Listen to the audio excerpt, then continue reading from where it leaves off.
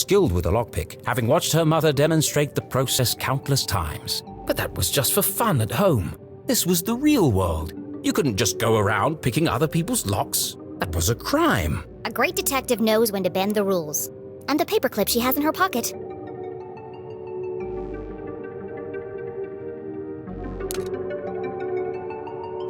Mom always says, lockpicking is a subtle art.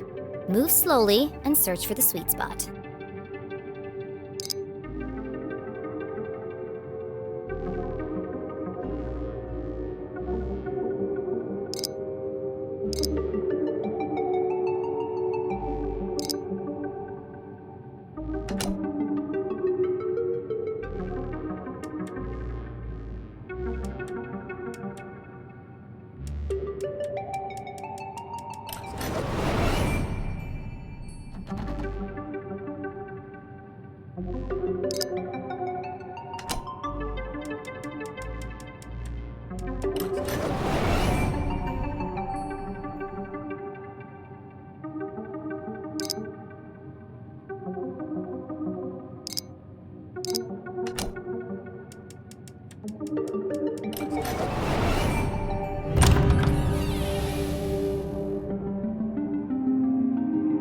Bingo! It must have been a rush of blood that caused Jenny to act so irrationally. Regardless, she had picked the lock and felt strangely exhilarated. What treasures lay behind the door? Oh, it's empty. Still, lead bookcard could be useful.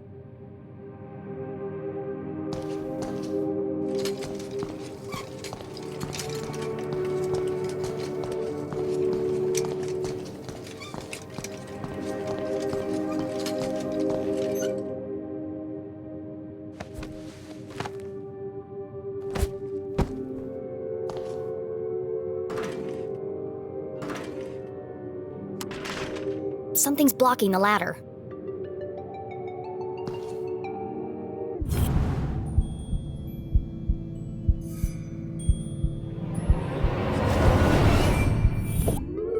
There's something stuck in the track.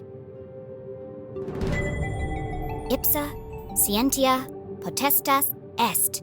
It's the Dean's ring! No wonder the ladders were malfunctioning. The ring must have caused a short circuit. I'll keep hold of this and return it to the Dean when I see him next. Whoa! An empty library, a fallen bookcase, and now a broken balcony?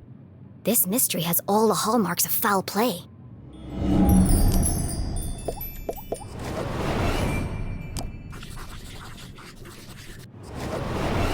They say words can't hurt you.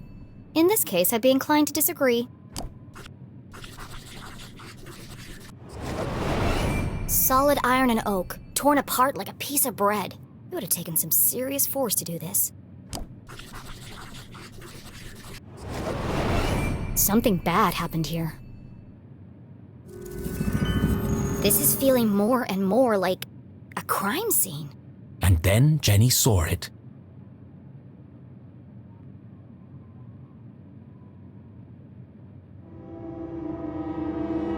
Covered in a ripped curtain and surrounded by broken glass. It is a crime scene!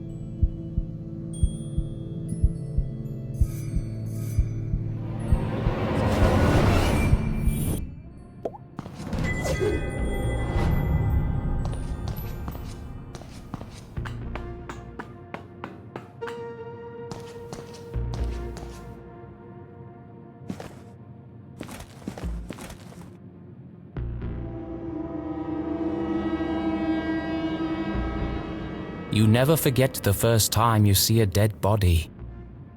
It harrows the mind, terrifies the soul, scars you to your very core. A dead body?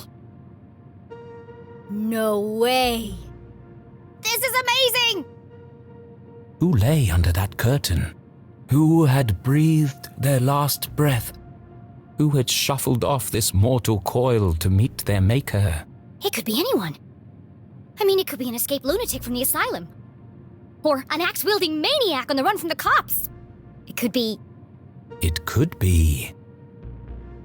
Mom? Oh no. Please, no. No, you never forget the first time you see a dead body.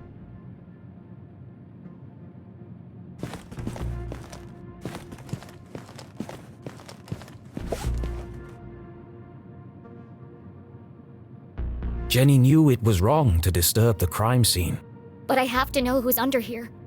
Slowly, she drew back the heavy cloth. Please don't be my mom. Please don't be my mom. Dean Stroudsbury! Thank God. I'm sorry. I didn't mean it like that. Poor Mr. Stroudsbury. What happened to you? Was this a terrible accident? Or worse? Murder! Her stomach churned.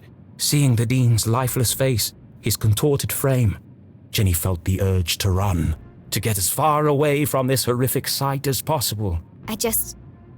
Jenny had longed for an adventure, for a real case to solve. I didn't expect it to be like this. She gathered herself, took a deep breath, and began to search for clues. He looks like he's been dead for weeks. His skin is pale and colorless, and there's a strange mark on his neck.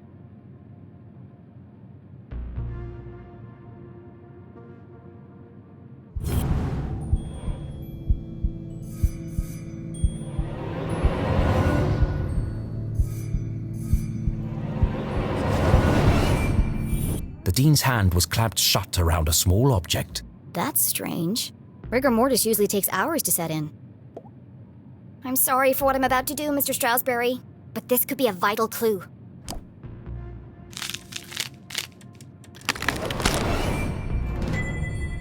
Mom's ID card? But that means... Julie LeClue had definitely been here.